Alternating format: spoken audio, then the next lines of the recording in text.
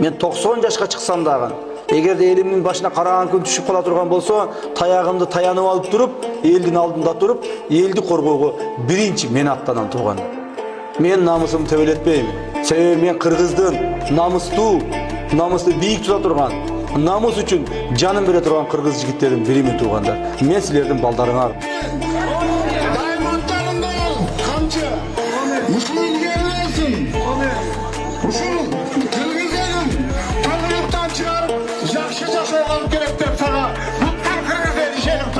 Kırgız eli üçün, Kırgız mamleketini özgörtүү üçün men uşul саясатта болом, жана ушу элимдин келечеги үчүн толук бойдон кызматымды аткара берем. Кыйналсам да мен сынбаймын.